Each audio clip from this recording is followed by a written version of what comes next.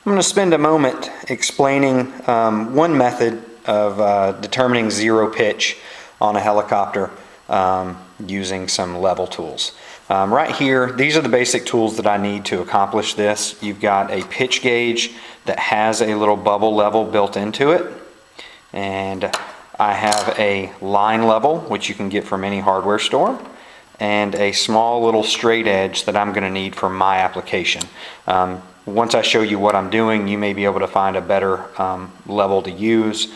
For now, I'm just using what I have, which is a line level and a flat edge, a flat ruler, and then my pitch gauge, which is traditionally used with a fly bar.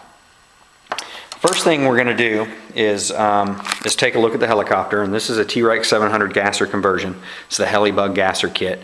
And normally when you're setting up your pitch and determining 0 degrees and all that good stuff, you would have a fly bar out here, and you would stick this on your blade, and then you would just try to line that up with the fly bar that would be hanging out here in this direction, and you're just going to eyeball that.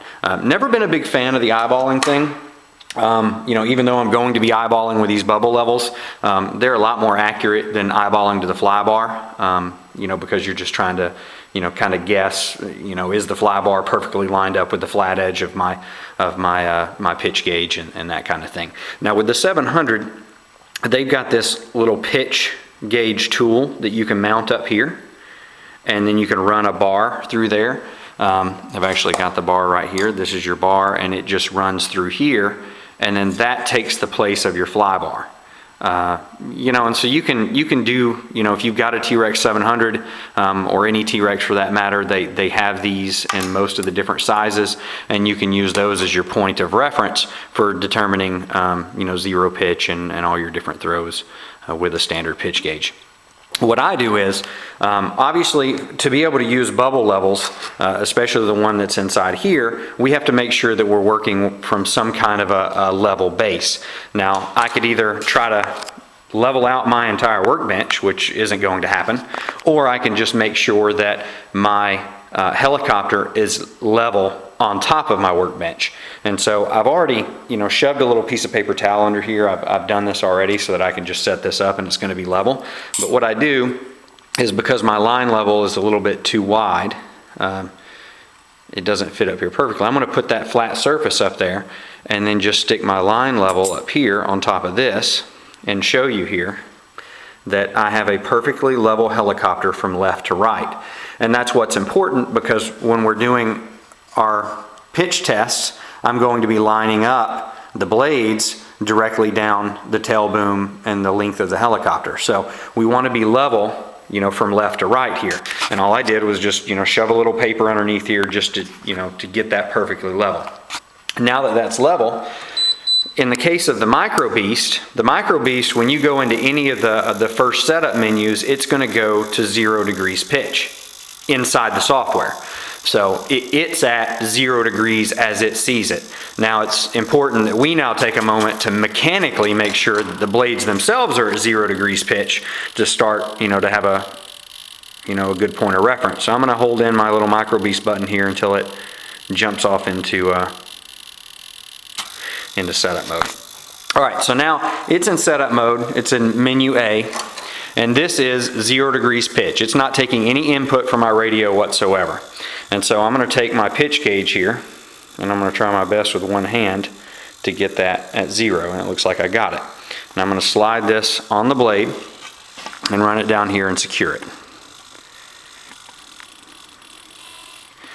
And now that is basically secured on the blade. And we'll get that lined up at 0. Alright, with that pretty close to 0, and with the blades lined up perfectly down the length of the helicopter, here's my bubble.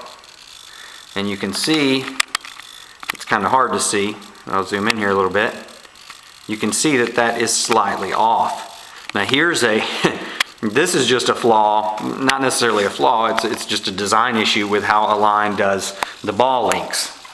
If you take a look here, you've got these ball links, and Align typically says, hey, we want the A to be on the outside and the A to be on the outside. And so no matter what I do here when I'm setting this up, I have to make 1/2 or one full turn on either one of these links, so that no matter what, this A is always on the outside so that it pops onto the ball correctly. So if I try to work out this small itty bitty little discrepancy there, you know, and I can just put a little pressure on the blade right here, and you can see I can get it perfectly centered.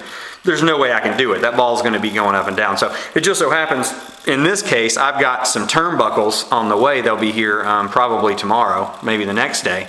A couple little turnbuckle links out here so that I can make minute adjustments. And within the next couple of days, you know, I'm going to come back and do this again and set this up for zero pitch, and I'll have these bubbles just smack dab right in the center.